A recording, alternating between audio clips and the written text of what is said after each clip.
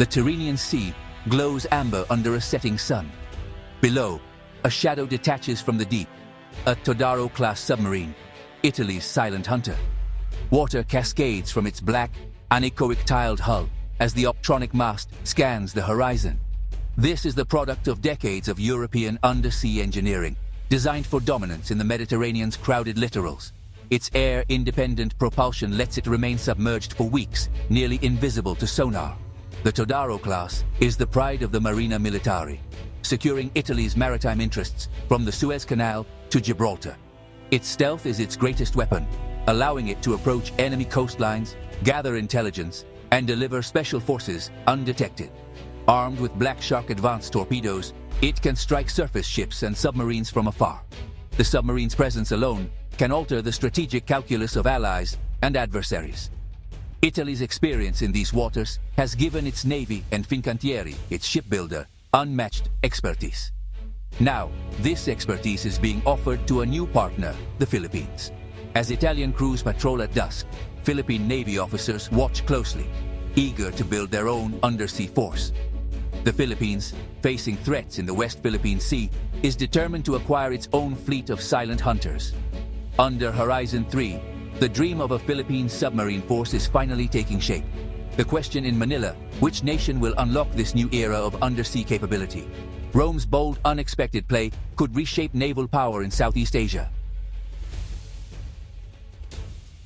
The Philippines' modernization is a story of ambition and necessity.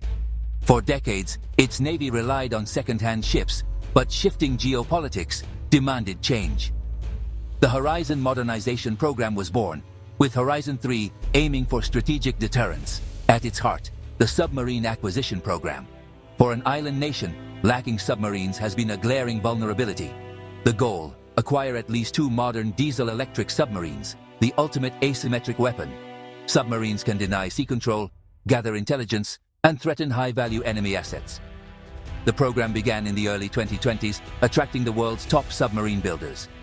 By late 2022, 2 frontrunners emerged, South Korea's KSS-III batch DC and France's Scorpène class. The KSS-III offers proven AIP technology and the ability to fire submarine-launched ballistic missiles. The Scorpène is a stealthy, combat-proven hunter-killer. By 2024, the race seems settled between these two, with contracts being drafted. The Philippines was poised to finally patrol its own waters with authority. But in defense procurement, nothing is final until the ink is dry. A new player was about to force its way back to the table. Italy was preparing a comeback. The competition was about to be upended. Manila's choice would shape its navy for decades. The world watched as the submarine race heated up. The stakes had never been higher.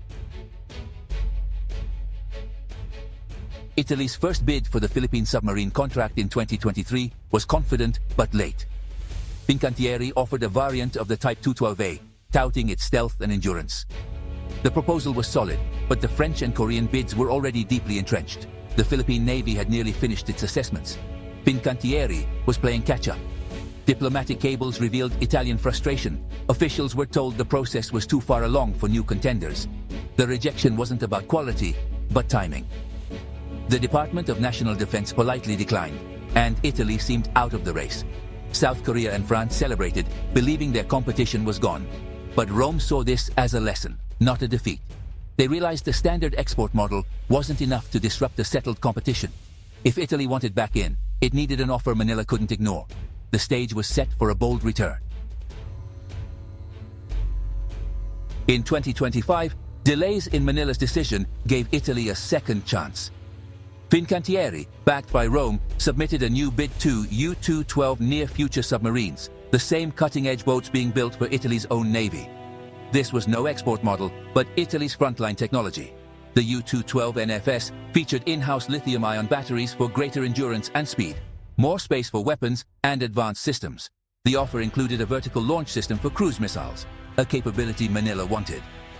Italy's Black Shark advanced torpedoes and an option for Aster-15 anti-air missiles made the package formidable. Financially, Italy offered government-backed loans, longer repayment, and a price 15% lower than the French bid. Most importantly, Rome promised full technology transfer and training for Philippine engineers. The proposal included help building a submarine base at Subic Bay, This was more than a sale. It was a nation-building partnership. Italy's new offer aimed to leapfrog the competition. Manila now had a game-changing choice. The submarine race was back on. The Philippines now faced a choice between three world-class submarines. The French Scorpène, small, stealthy, agile, a proven hunter-killer for sea denial. Its F-21 torpedoes are world-class, and its systems are combat-tested. South Korea's KSS-III, larger, multi-role, with vertical launch cells for cruise and ballistic missiles. It offers greater endurance and strategic strike capability. The Italian U-212 NFS blending Scorpène's stealth with KSS-III's firepower. Its lithium-ion batteries and VLS option set it apart, while its size fits Philippine needs. Italy's offer includes full technology transfer and a lower price. The choice: pure sea denial, strategic deterrence, or a versatile advanced platform. Manila's decision will define its navy for generations.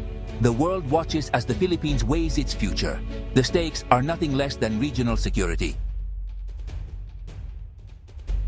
Italy's renewed push was more than a business deal. It was a diplomatic offensive. Italian officials lobbied hard, promising not just submarines, but a strategic partnership. Italy increased its naval presence in the region, held joint exercises, and welcomed President Marcos Jr. to Fincantieri's shipyard. Marcos praised the technology, signaling the race was wide open. Italian admirals highlighted their experience in challenging waters, appealing to Philippine officers' practical concerns. The promise of full technology transfer and a submarine yard at Subic Bay sweetened the deal.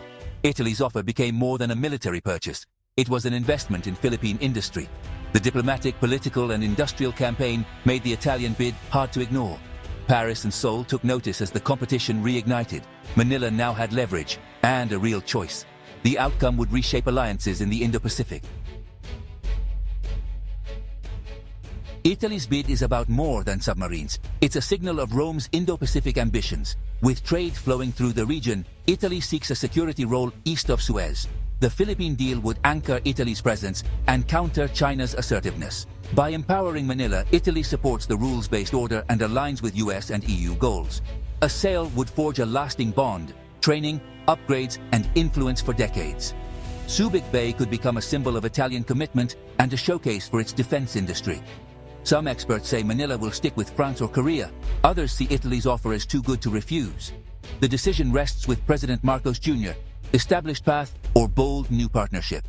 Below the waves, Italian submarines wait, ready to shape the future. Manila's choice will echo across the region for generations.